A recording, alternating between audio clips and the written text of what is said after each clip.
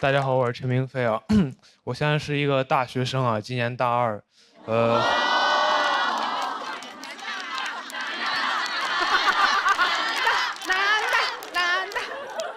呃，现在心情怎么说呢？就是马上要期末考试了。啊，我念的是中文系啊，我发现有时候我很难跟人解释说我们这个专业它究竟在学什么。就有一次我印象很深刻，我坐火车上学嘛，路上很无聊，有一个阿姨就说：“小伙子，你大学学什么的呀？”我说：“阿姨，我学中文的。”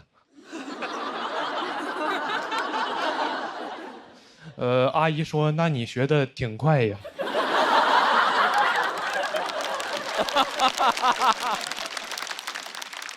我说：“阿姨，我是中国人啊。”我在我们专业，说实话，待的没有说特别适应啊，因为我们专业是一个就是女生比较多、男生比较少的一个专业。我记得有一次我参加学校举行那种跳长绳比赛，进了我们队的微信群，发现就好像只有我一个男生。那天体委在群里说的是，老婆们集合了。我说这儿还有一个人类呢。体委可能没反应过来啊，说别人都没意见，怎么就你有意见？但后来那天活动现场，他发现确实是有一个男生啊，所以那天我们夺冠之后，他发的朋友圈里就表现了对我的尊重。他说我和老婆们和陈明飞取得了冠军。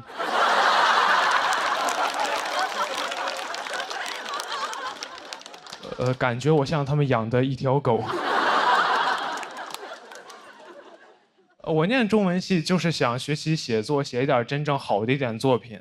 但上了大学之后，老师跟我说，一个作家想写出那种真正好的作品，应该要先过30-40年苦日子。我说这是不是有点太久了？哎，你说我万一好不容易熬了20多年苦日子，然后突然死了，那我这辈子不全是苦日子吗？就你不要跟我提什么卧薪尝胆的勾践，我知道这个听着很励志，但我觉得他励志就是因为勾践当年成功了。他要是尝了3年胆被夫差灭国，那他在历史上就是一个沉迷尝胆。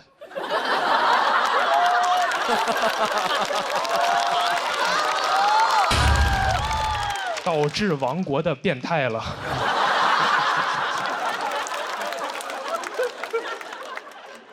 不过我还是一个比较实际的人啊，我也焦虑过，说我真正能写出好作品之前怎么赚钱养活自己。我甚至考虑过转专业，但我后来转念一想，自己在老家有一群爱看霸道总裁爱上我的朋友，我心想这群傻帽的钱哥们还是能挣的。一个作家这么一个几千年的行业，它能有什么问题呢？然后我大二那年呢，AI 会写小说了。我当时的感觉就像，我感觉自己像那种晚清刚进宫的太监，一个阉人。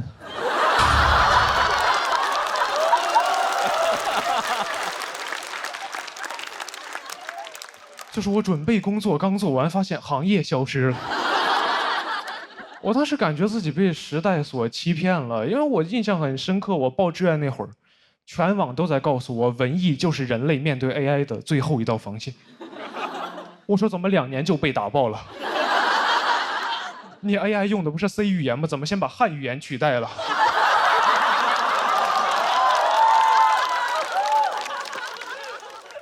你这个 C 该不会是 Chinese 的意思吧？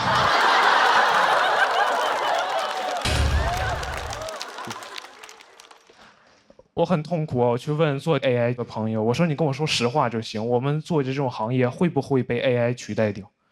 我朋友跟我说，以后说不好，但现在不会，因为 AI 刚开始学写作，它短期内比不上你。我说这怎么可能安慰到我？我也刚开始学写作呀。我跟 AI 同时开始，你猜我俩谁学得快一点？该不会是我吧？很难受啊！我去年年底参加了一个大学生的短诗创作比赛，发现有个赛道已经叫 AI 赛道了，要求我们的作品展现出那种人机协同的美感。我说人机协同，我小时候不是管这玩意儿叫作弊吗？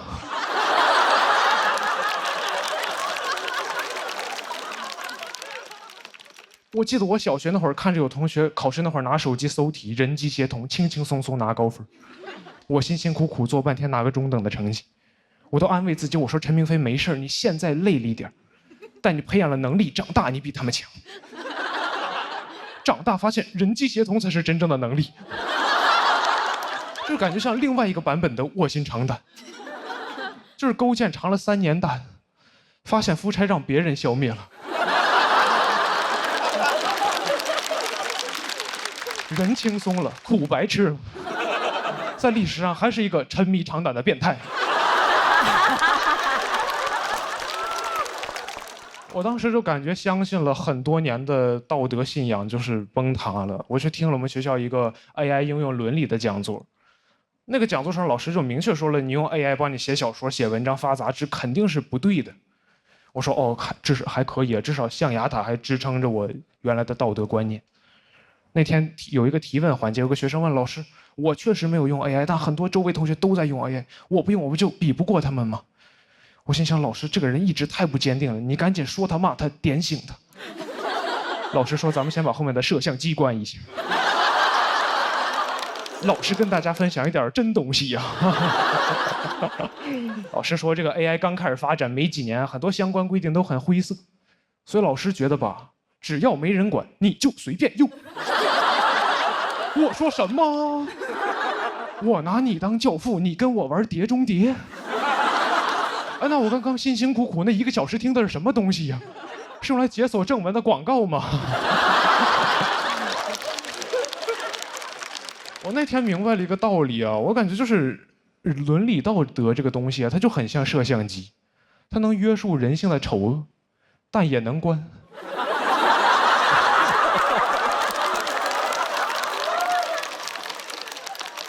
我现在感觉自己就是，我明白 AI 是好东西，我知道它这时代在进步，科技在发展，历史的车轮滚滚向前，但我不在车上。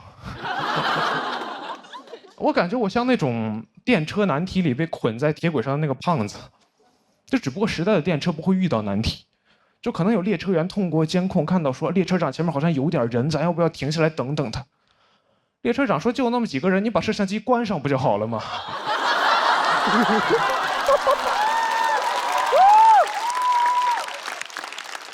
就看着那个车越开越近，我旁边的朋友就会问陈明飞：“咱们现在怎么办？”我说：“我自横刀向天笑，去留肝胆两昆仑。”他说：“那我先上车了。”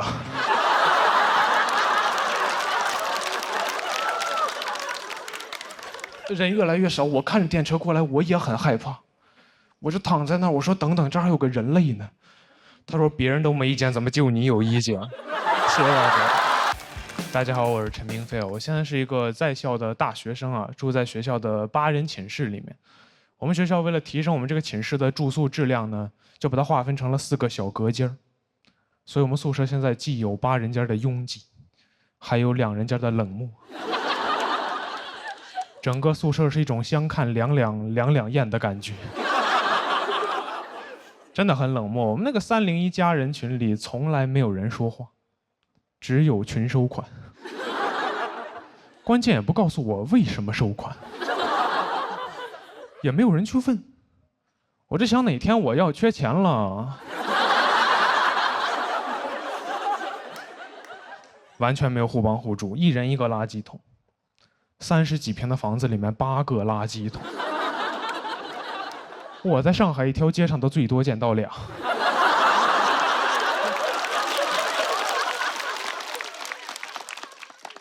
1人1个垃圾桶，你们屋里总有垃圾。宿管查寝说你们屋里什么味儿呀？我说可能没有人情味儿吧。2人小屋关系还可以啊，但这学期也有自己的矛盾。我室友这学期突然染上了一款枪战游戏，而我这个人吧又偏偏不太懂事儿。需要睡觉。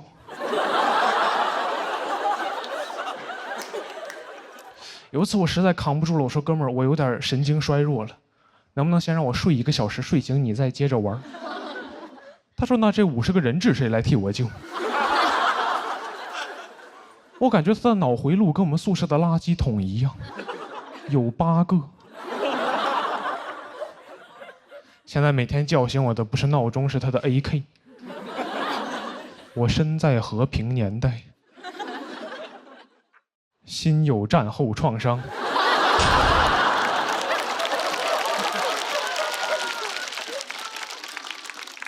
也试过戴耳塞，发现没有什么用，因为打枪战的人他不光声音大，他的语言体系还非常的单一。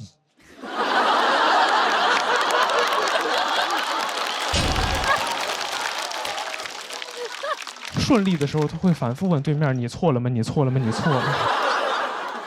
不顺的时候，他会说：“哥们儿，我错了，我错了，我错了。”耳塞会吸收70%的音量。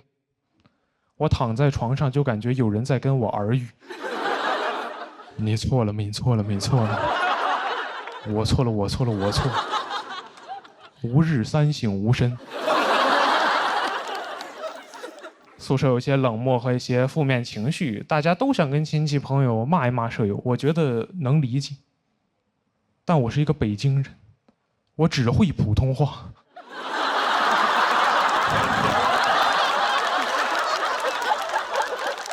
我骂他们透明，他们骂我加密。就算我舍友坐在我床边，对着他爸妈激情四射的辱骂我，我也很难确定他在辱骂我。有时候我都听到我的名字了。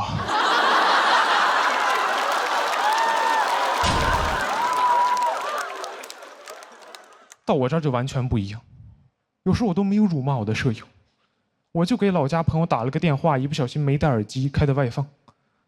我朋友说：“陈明飞，你那傻帽舍友还天天唱歌吗？”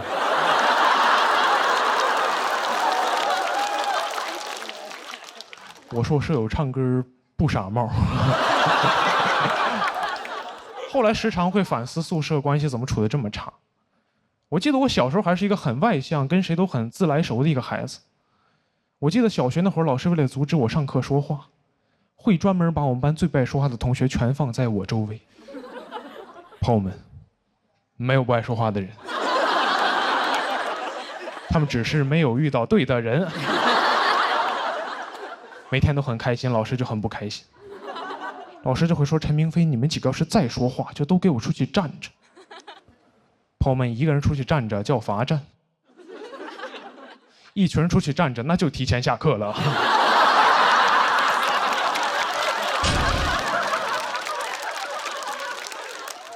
小学生活就是不想上课就说话，一说话立马能下课。表达总有正反馈，你就特别爱表达。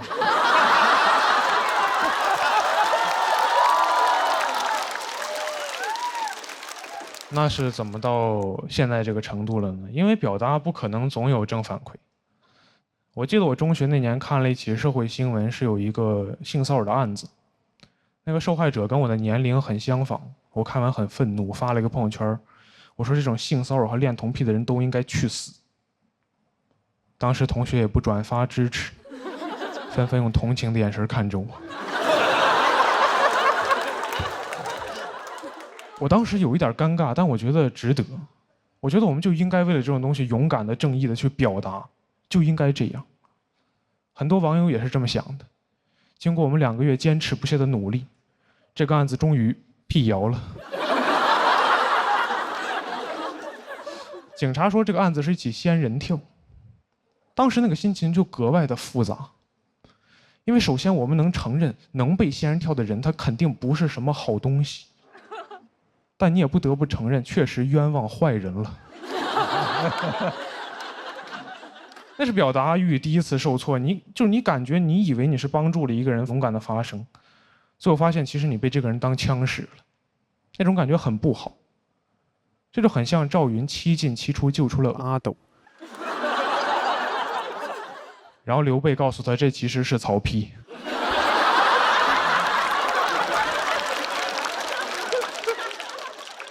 赵云就很勇敢地参加了一起拐卖儿童的案件。所以为什么都说子龙一身都是胆？因为可能确实没有长脑子。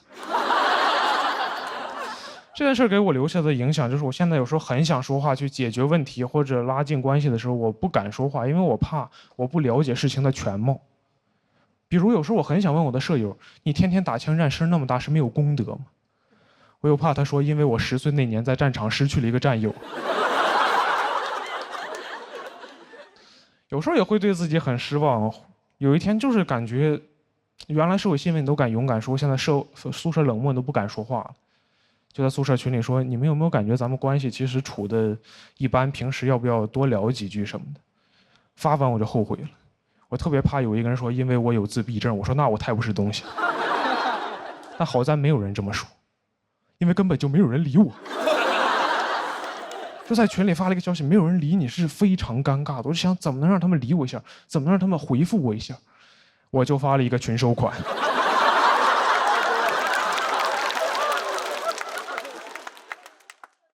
然后再也没有尝试过沟通。我现在依然相信没有不爱说话的人，但会有很多对表达失望、不愿意再表达的人。在一次次辟谣里面，我们就真的慢慢分不清那50个人质是真是假。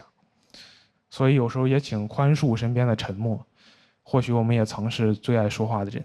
谢谢大家，我是陈明飞。大家好，我是陈明飞啊。这2年主要在外地念书，跟老家家人朋友聊天，主要靠发微信。但我发现微信这个软件其实很容易让我变得敷衍，就是朋友转我视频，我肯定不看，哪怕我本来就在看视频。我只会先等1个小时，然后说哈哈哈哈哈。他说这是我偶像进监狱了。但他发的是语音，我也懒得听。我说笑死。线上有点敷衍，线下也不是很擅长社交。大学有空去讲一讲脱口秀。大一那年省吃俭用攒了1500块钱，瞒着家里去成都打了一场比赛。朋友们，这是场豪赌，因为如果赢了，我就能用奖金买机票回上海。比赛结果怎么说呢？上海30个小时绿皮硬座也能回。我上车的时候其实感觉还好，因为我觉得现代人只要有手机玩，熬30个小时不是问题。上车之后才发现，这辆车有座但没有插座。说实话，我宁愿它只有插座。手机没电之后，我才意识到平时坐高铁还是有点太矫情了。有人外放视频，我就心想这个声音怎么这么大？但那天，我说这个声音我怎么听不听呢？我发现我其实挺喜欢跟人一起看视频的，烂片我也看。我感觉烂片可能就适合在绿皮放，无聊的人看无聊的片儿。上海堡垒只在绿皮，豆瓣至少9.9。绿皮书能拿奥斯卡，就是因为叫绿皮。我觉得人可能就是在这种环境里才容易看东西感到开心，觉得好玩。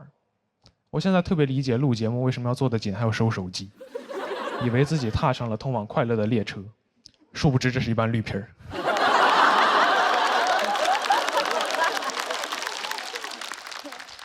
但手机陆续都会没电，车厢里会进入真正的无聊。我发现人在真正无聊的时候，平时你觉得奇怪、不合时宜的人和对话也会显得很有趣，甚至有点期待。我当时对面也是一个大学生，印象很深刻。跟我说的第一句话是：“你知道吗？可乐喝多了会让人不孕不育。”这要在微信上，我立马拉黑他。但当时在绿皮上，我说：“可乐还有这种功能呢？”闲着，你展开说说。这里的对话就是完全不敷衍，甚至有点冒昧，但没人在乎。周围人的家乡籍贯、情感经历我一清二楚。我甚至知道一个大哥有扁平足。我当时觉得，如果东方快车谋杀案发生在一辆绿皮上，根本成不了悬案。警察上车随便问个人：“你知道谁干的吗？”我知道。他刚才太无聊了，自己告诉我。在这里聊天，只要足够久，你总会说几句平时不好意思说的真心话。我觉得现在很多虚伪的社交场合，如果在这里办会好很多。比如面试，待6个小时，来面试的 HR 都说实话了。对不起，我学历造假。没关系，其实我们周末也上班，依然般配。只要你说真心话，一定有人真心听，也不用担心没有话聊，因为每一个新站总会有一些新人上车。我们会和他一起看电影，直到他的手机没电。然后我就想怎么再跟他开启一段新的对话，怎么说比较好呢？我说你知道吗？可乐喝多了会让人不孕不育。我发现这句话在车上的意思其实是你好，只要他听完没有骂你，就算通过好友申请了。我越想越觉得这其实是一个非常厉害的一个开场白啊，因为它足够纯粹。你听别的你好，打扰一下冒昧，你都感觉很得体，但下句他就要有求于你。而你知道吗？可乐喝多了会让人不孕不育，一听就知道他都没打算见你第二回，纯聊天。就这样一直做到终点。我说要不加个微信吧，也算最了解彼此的人了。到家之后给他发了一个视频，他说哈哈哈哈哈，然后再也没有联系。我有一个也不是很擅长社交的朋友，听了这段经历还挺高兴的。大二那年回老家，他也做了一半绿皮。上车之后就给我发了张照片，说陈明飞你个大傻帽，你看这是什么？我点开一看，我说插座。这种脏东西是怎么出现在绿皮上的？上网查了一下，说2024年开始陆续开始给这种绿皮车加装插座了。我说那以后烂片谁来看？可乐的秘密也要失传了。其实我知道加装插座还是为了提高我们的用户体验，让我们更快乐，但还是有点遗憾，就失去了一个社交的世外桃源。谢谢大家，我是陈明飞啊。好，大家好，我是二维码啊。我有一个儿子，5岁了，最近不太喜欢他，因为他非常的肥胖，咱也不知道为什么。啊，你们挺道德感挺差，你们啊。哎，我这样想啊，朋友们，不是我胖，我儿子就活该得胖。我胖是因为我有不良的饮食习惯，而我对我儿子的饲养非常的科学。他上幼儿园之后就住在我妈家，周一早上起来，我妈给他做好了早饭，他吃完了早饭送去了幼儿园，我就知道了这个人呢得吃早饭。到我单独带他，我就带他出去吃早饭。我每次都确保他吃的一口都再也吃不进去了，把他送进幼儿。哎，我觉得我是一个就是有责任感的父亲。我这样做2年多的时间，最近他上幼儿园大班了，我偶然的得知他们幼儿园呀有早饭。我说完了，你知道你做的多可怕的事情吗？当一个人从3岁开始，每天吃了早饭就去幼儿园，到了幼儿园就吃早饭，就会在他脑海中种下一个坚定看法，说这个人呢就得吃2顿早饭。当你有了一个儿子，你就会发现事儿太多。那天我回家，我发现我儿子在幼儿园让人打了一顿，这是很多男人不能接受的事情，这是他们人生的底线，但是我可以接受，因为我觉得我儿子嘛，他毕竟不是我本人。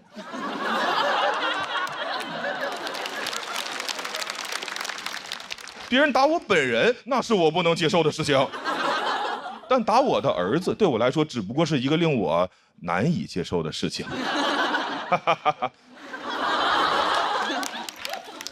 我花费了一些时间接受了下来。我说那明天我送你去幼儿园吧，你别让打一顿，你不敢上幼儿园。他说明天不用上幼儿园了，因为老师说他受伤了，得在家里边歇2天。这是我不能接受的事情，这是我人生的底线。我作为一个5岁孩子的父亲，我对他唯一的要求就是给我尽可能多的去上幼儿园。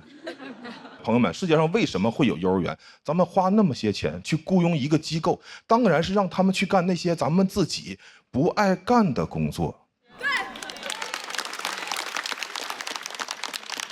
我要是特别爱带孩子，我儿子能上幼儿园吗？哎，朋友们，而且孩子需要幼儿园吗？孩子需要父母，是父母需要幼儿园。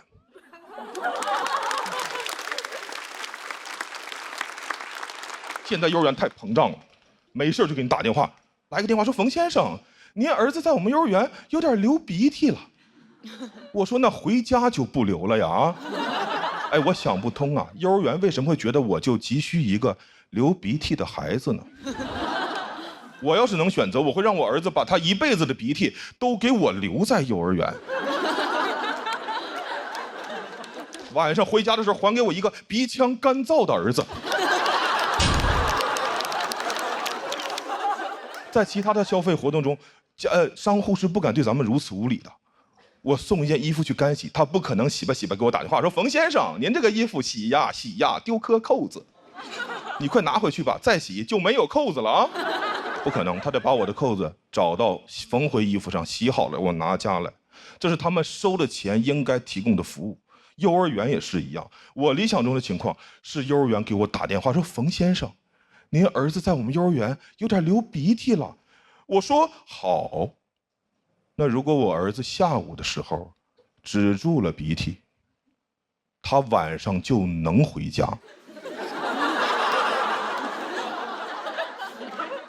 如果他下午没有止住，您就得给我一直带。幼儿园那边的麻爪的说什么？您儿子流鼻涕流得很严重，我说我送去时候可不流啊。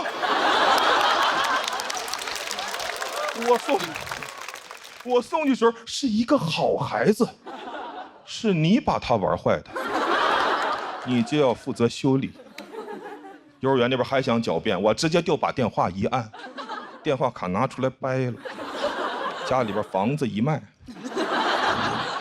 让幼儿园再也无法得到我的音讯。园长这几年得带着我儿子求医问药，把他恢复正常了。同样的是，就同时间，我在我自己家小区楼下吃完了晚饭，拉着我女儿的手，饭后散步，会偶遇同小区的家长，他们会问我说：“哎，冯先生，您儿子呢？”我说：“我呀，没有这个东西。”谢谢大家，讲到这儿，谢谢大家，我是二维码。大家好，我叫贾德玉，我现在在读博。我在新加坡读博读了很多年，现在已经是第6年了。6年的时间全部投入在一个项目上，最后论文能不能发表也不知道，就感觉读博真的很像赌博。建议大家不要轻易去东南亚做任何事情，校园区域也是一种园区。我的专业是人工智能，就爱听这一声。人工智能和人的智能不一样，因为人工是 man-made 的，而人是 woman-made 的。我妈妈不知道我每天在干什么，我就给她解释嘛。人工智能的其中一个方向是教人工智能学人，并且在一些场景下装人。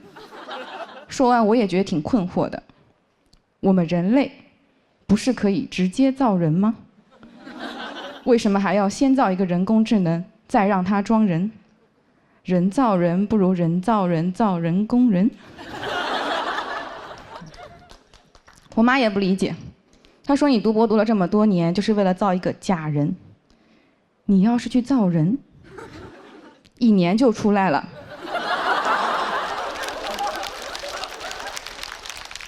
现在小孩都会打酱油了，6年你都能造6个了。我说妈，咱家应该也不需要这么多酱油吧？而且生产人性价比确实有点低，养孩子6岁就打个酱油，养人工智能就不一样了。DeepSeek 1岁就能做逻辑推理，语数科技的机器人3岁就能上春晚，人工智能从出生那一刻起就可以为我打工赚钱了。反正也没有未成年人工智能保护法。我觉得我的想法这么奇怪，主要的责任在于我妈。用人工智能的话来说，就是我的开发者。有人说我爸也有责任，我爸他只是提供了一点训练数据，而且他的训练数据里面还有许多脏数据。他一次提供几千万条、几百万条，有用的就1条。我们有一门课教人工智能，在这个课上，老师用人工智能布置作业，学生用人工智能写作业。老师知道之后，又开发了一个新的人工智能，检查学生的作业是不是人工智能代写的。那这个过程中，人类发挥了什么作用？人类卷死了2个人工智能，人工智能都懵了。你们人类究竟为什么这么卷啊？他们硅基生物哪懂我们碳基生物啊？我们碳基生物 DNA 就是卷的。双螺旋结构。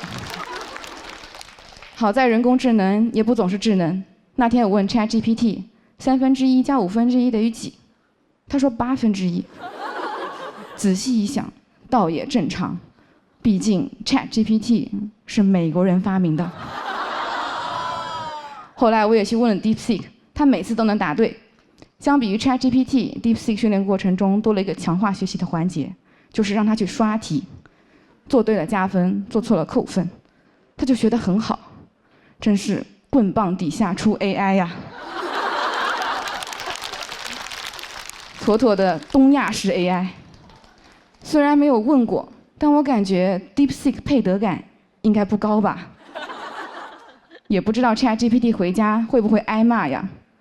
看看别人家的 AI， 再看看你，你现在不好好学习，以后怎么进爱奇艺这样的大公司啊？我把这个内容发给 DeepSeek， 问他建议，他说知识点太多，笑点太少。我说我相信喜单的观众，他说呵呵，还是你们人类会做人啊。我说那你来加点笑点吧，他就在我的文本中添加了一对括号，此处全场爆发了雷鸣般的掌声。谢谢大家，我是贾德玉。大家好，我是史岩我们家有一个小孩，就只有一个小孩。我跟我老公都是独生子女我们是有独生子女光荣证的人。就是我们要这个孩子的时候吧，当时就以为独生子女这个事儿必须得传承下去，所以当时要完这个孩子，直接就给他也办了一个独生子女光荣证然后做了一个节育手术，带了一个小环儿。跟大家解释一下，是节育，不是绝育不是小猫小狗那个就是全切了嘛，他那没了我这个还保留了我的花花肠子好像这个世界上就是很神圣的事儿，一般来说都用一个小环代替。你看你结婚的时候戴个钻戒是吧？就是一生只能爱一个人。然后你戴上这个小环之后呢，就是一生只能生一个人。但是戴之前我确实是非常害怕，因为你不知道他是怎么操作的嘛。但是戴完之后，明显感觉自己有点不一样了。当时我从那个手术室往外走的时候，我突然发现我不再需要为这个事儿负责任了，好像突然拥有了一些男生的权利。你甚至可以用这个东西反制他，将来有一天他问我，他说怎么怀孕了呢？我也可以跟他说，我说不能啊，不能是我的呀，我带了。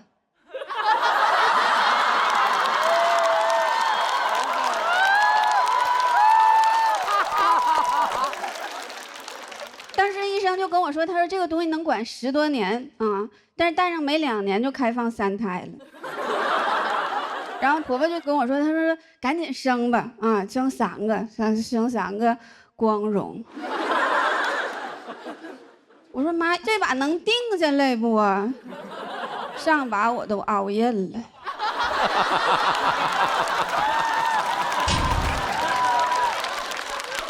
但是我也不是没心动过，因为大家好，我是陈明飞啊。我的祖籍是在农村然后我们村主要是种花生，但我这个人呢，花生过敏。其实我从小生长在城市，本来不用吃那么多的花生，但我爷爷奶奶年年给我寄，儿行千里，虽远必诛。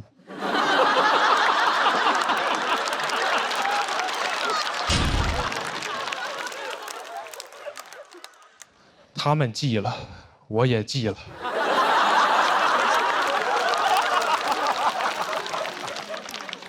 我小时候一吃花生就会想流眼泪，父母以为是烹饪方法的问题，用老家榨的高纯度花生油给我炸花生吃。在父母的精心呵护下，自幼体弱多病。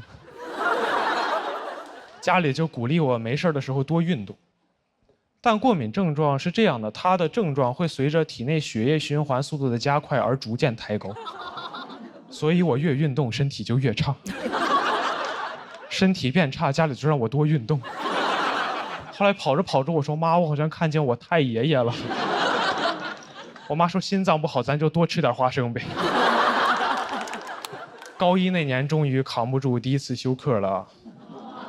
当时是在放学踢足球，第一次休课，不知道身体这些变化意味着什么，但知道不对，想赶紧背包回家。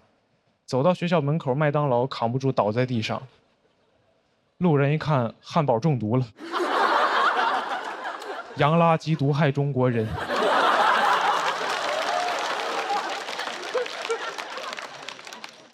服务员一看，肯德基派来的吧。店长很仗义啊，他其实可以不用管我，因为我没有倒在店里，但他冒着风险把我救了。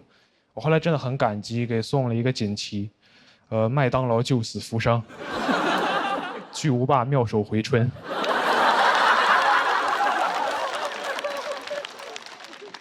然后就把我拉到了医院，打了激素，抽了血，做了检测。医生说你是花生过敏，最好不要吃，吃了饭后1个小时千万别运动。我当时听着如此精准的作案手法，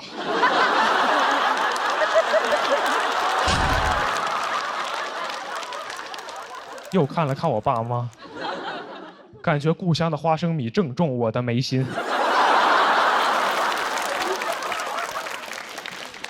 医生就说你们家以后做饭就不要再用花生油了，我们家就换成了大豆油。用了1个月，发现我大豆居然也过敏。我家里就陷入了困惑，我爸说要不咱试试转基因的呢？我说是要转我的基因吗？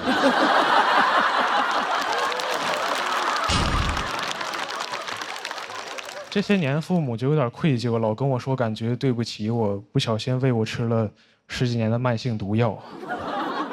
我听完心情就很复杂，因为一方面我真的不怪他们，我们村祖祖辈辈都吃这个长大的，都没问题，换我也想不到孩子会有这种问题。但另外一方面吧，这个比喻太精准了。我爸是一个山东人，我妈是一个河北人，我查了一下，跟潘金莲、西门庆是一样的配置。总有一个人在提供毒药，一个人在负责熬制，就为了送走家里的大郎。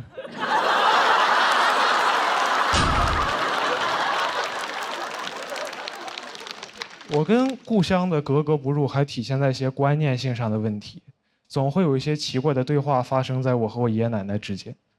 我印象最深的一次就是我爷爷跟我说：“大孙子，你学习成绩好，就是因为你太爷爷埋得特别好。”我说：“怎么我内卷解决不了的问题，我太爷爷躺平帮我解决了？”我爷爷就说当年下葬那会儿选的坟风水好，叫状元坟，说我靠这个坟能轻轻松松上清华北大。我不理解我爷爷为什么要告诉我这件事，因为如果我信了这个逻辑，我也很难想着感谢我太爷爷，我应该只会想用我更多的祖宗实现我更多的愿望。我说爷爷，其实我还有几个愿望，你能再为我燃烧一把吗？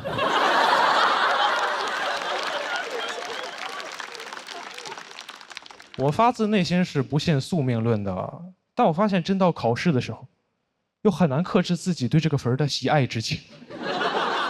他至少让我进考场的时候有一种莫名的自信。我同学问陈明飞：“你今天怎么这么自信？”我说：“因为哥们儿，下面有人。你10年寒窗，哪比得上我几代人默默无言的沉淀？”他说：“这么狂，你是给人塞钱了吗？”我说：“哥们儿，钱多了烧的呀。”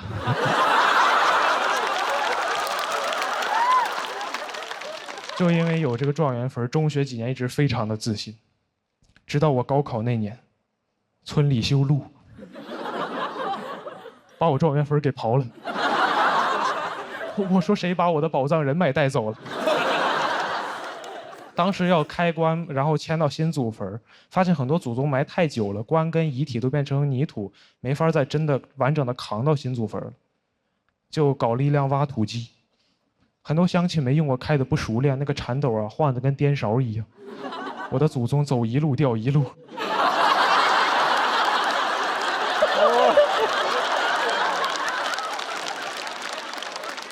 那年我的一模二模高考成绩啊，也走一路掉一路。后来高考分出来，差了1分，没有考上清北啊，但是我知足了。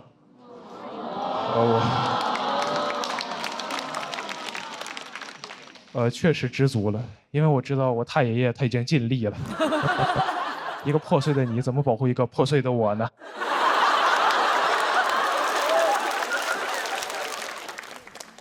但我觉得如果能重来啊，我会跟着那个挖土机，他一边抖我一边说岁岁平安，岁岁平安，拿个扫把收集我的清北碎片。我觉得其实没有太多遗憾，因为我感觉就差一点没考上，跟真考上其实是差不多的。直到我参加了一场线下的脱口秀比赛，那个俱乐部的推文是这么写的：本次比赛的选手百花齐放，百家争鸣，有清华、北大，和来自北京的选手陈明飞。我说好像不太一样啊。但那次比赛结果还挺好的，战胜了所有清华、北大的选手，而且就多了1票。